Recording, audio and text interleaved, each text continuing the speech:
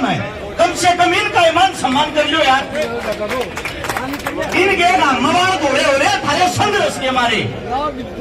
हाथ जोड़कर विनती है को बात समझने और सुनने की कोशिश करना। फैसले तो लेंगे हमारे बड्डे, जो भी इनका फैसला होगा हमारे लिए वो सर्वमान्य है। लेकिन उससे दूसरा कुछ बातें ऐसी हैं जिनमें युवाओं को बदलाव करना पड़ेगा।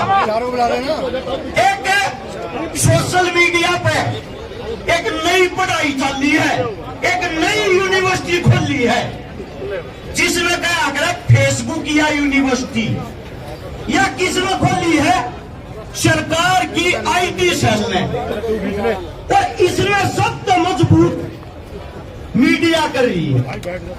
हमने तो ये सुना था, किताबों में ये पढ़ा था, मीडिया हिंदुस्तान का वो चौथा स्तंभ है जो हिंदुस्तान की आवाज को बुलंद करती है, न्याय की आवाज को उठाती है, जनता की आवाज को नेता और मंत्रियों तक पहुंचाती है। आज मुझे बताते हुए बड़ा दुख हो रहा है, जो हमारा चौथा स्तंभ जिसको बोलते हैं जो मीडिया, वो नेता मंत्रियों के पास जाती है, अपनी नगद पैसे लेके उनके प्रचार में लग जाती है। उदाहरण के साथ बताऊंगा, हाथरस के अंदर एक दलित बहन का बलात्कार हुआ। उस वक्त मीडिया चिल्ला चिल्ला के कह रही थी क्या आपको CBI पे भरोसा नहीं है।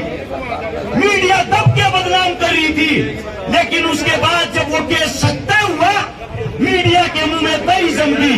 मीडिया ने बाद में किसी को पकड़ के ये नहीं पूछा वो केस सत्य था। ऐसे ही अजय मिश्रा का बेटा टेरी आप सबके सामने था। अरे शर्म आती है ये बताते हुए, जब एक हमारी बेटी अभी साक्षी ने इंटरव्यू दिया था, चैलेंज के साथ हमारा नार्को करवाओ और साथ में उस गुंडे का नार्को करवाओ, अगर हम गलत हुए हमें फांसी दो, वो गलत हुए उसको फांसी दो। उसके बाद भी लोग क्या कहते हैं, ये तो विपक्ष के आदमी। पहले तो हमें ये बताए हमारा पक्ष कौन सा है। कुछ लोग जो हमें जातियों में बांटते हैं, सबसे पहले तो हमारा इतिहास पढ़े। जिस जाति को आप बदनाम कर रहे हो, उसी जाति के बेटे बॉर्डर के ऊपर सबसे ज्यादा शहादत देते हैं। उसी जाति के बेटे उसी तिरंगे में लिपट कर अपने घर आते हैं, और उसी जाति के बेटे जिनको यहाँ के 2 रुपए के भाड़े के सोशल मीडिया वाले टट्टू बदनाम करते हैं, उसी जाति के बेटे विषय में जाके तिरंगे को ऊपर ले आते हैं। शर्म इस बात की आती है। एक छोटा सा उदाहरण बताता हूँ। दिल्ली का इतिहास पढ़ना, दिल्ली का एरिया मात्र 3 से 4 किलोमीटर का था। इसके अंदर 360 खापे आज भी हमारी बसाई हुई है।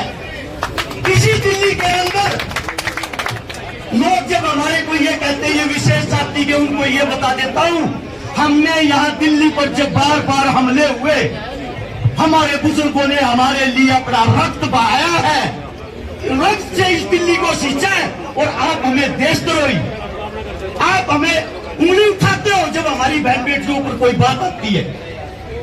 निकम्मी सरकार है। आप लोगों को बताता हूँ, मराठा और ब्राह्मण सेना 1761 में पानीपत की लड़ाई लड़ने के लिए आए थे। 4000 अपने साथ में अपने परिवार अपने बच्चे लेके आए थे। जब उनकी उस युद्ध में हार हुई, उस युद्ध के हार के बाद उस वक्त के हमारे महाराजा थे, महाराजा सूरजमल, जिन्होंने जिम्मेदारी ली थी ये बहन बेटी ब्राह्मणों की हो या पेशवाओं की, इनका जिम्मेदार मैं हूँ। इनको घर तक मान सम्मान के साथ मैं पहुंचाऊंगा। उसके बाद उन्होंने अपनी सेना को आदेश दिए, वो जो क्षेत्र था जहाँ पे महाराजा साहब जो पेशवा थे, उनका जो अंतिम संस्कार किया गया, वो तक के पास हमारा सांगी गांव है।